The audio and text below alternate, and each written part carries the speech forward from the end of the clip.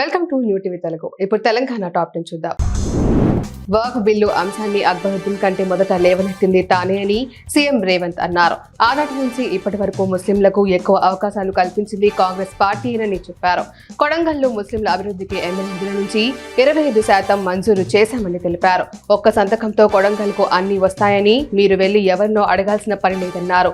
చిట్టి రాసిస్తే చాలు, తానే కొడంగల్కు వచ్చి అన్ని పూర్తి చేస్తానని హామీ ఇచ్చారు. మెదక్ జిల్లా పాపన్నపేట మండల పరిధిలోని నాగసానిపల్లి గ్రామంలోని ప్రముఖ పుణ్యక్షేత్రం శ్రీ ఏడుపాయల వనదుర్గా భవానీ అమ్మవారి ఆలయంలో ఉగాది పర్వదినాన్ని పురస్కరించుకొని అమ్మవారిని ప్రత్యేకంగా అలంకరించి ప్రత్యేక పూజలు, అభిషేకాలు, హారతులు నిర్వహించారు. ఏప్రిల్ 25 నాటికి నల్గొండ సమీపంలోని శేషమ్మ గూడెం వద్ద చేపట్టిన సీవరేజ్ ట్రీట్మెంట్ ప్లాంట్ పనులను పూర్తి చేయాలని రాష్ట్ర రోడ్డు, భవనాలు, సినిమాటోగ్రఫీ శాఖల మంత్రి కోమటిరెడ్డి వెంకటరెడ్డి అధికారులను ఆదేశించారు. ఆయన జిల్లా కలెక్టర్ ఇలా త్రిపాఠి, అదనపు collector, Nalgonda municipal special officer J Srinivas, engineering, public health అధికారులతో కలిసి సీవరేజ్ ట్రీట్మెంట్ ప్లాంట్లను తనిఖీ చేశారు.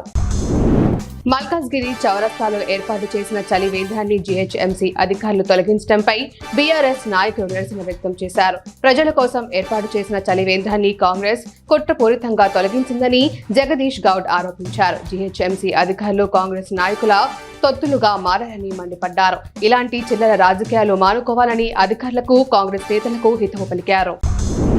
కరీంనగర్ నుంచి హుస్నాబాద్ 4 లైన్ల రోడ్లకు టెండర్లు పూర్తయ్యాయని, త్వరలో పనులు ప్రారంభిస్తామని మంత్రి పొన్నం ప్రభాకర్ అన్నారు. హుస్నాబాద్ ఎమ్మెల్యే క్యాంపు కార్యాలయంలో విలేకరుల సమావేశంలో ఆయన మాట్లాడుతూ ఉగాది రోజున రేషన్ షాపుల ద్వారా సన్నబియ్యం కార్యక్రమాన్ని ప్రారంభిస్తున్నట్లు తెలిపారు. జిల్లెలగడ్డలో మెడికల్ కళాశాల, నర్సింగ్ కళాశాల, ల్యాబొరేటరీ సంస్థ కేటాయించామన్నారు.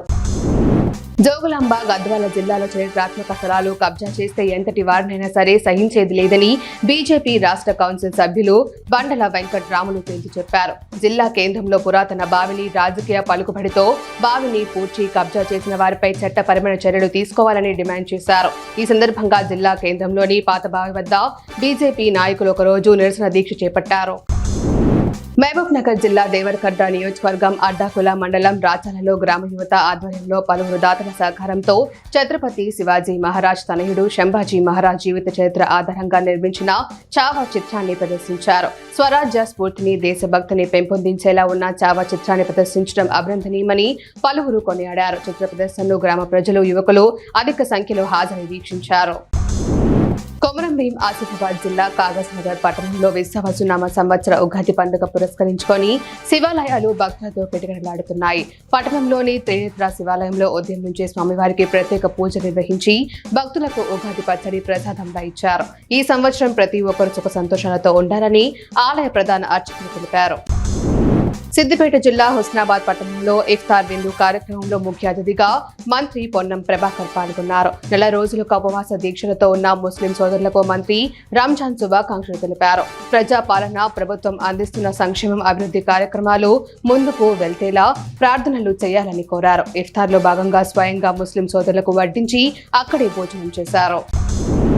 మంత్రి సీతక్క సొంత గ్రామాన్ని ప్రముఖ ఓపెన్ ప్రెస్ సంస్థ దత్తత తీసుకుంది. ములుగు జిల్లాలోని సీతక్క సొంత గ్రామం జగ్గన్నపేటని దత్తత తీసుకుంది. ఈ కార్యక్రమంలో పాల్గొన్న సీతక్క పలు అభివృద్ధి కార్యక్రమాలను ప్రారంభించారు. ఈ సందర్భంగా ఆమె మాట్లాడుతూ స్వచ్ఛంద కార్పొరేట్ సంస్థలు గిరిజన గ్రామాలను దత్తత తీసుకొని అభివృద్ధి చేయాలని తెలిపారు.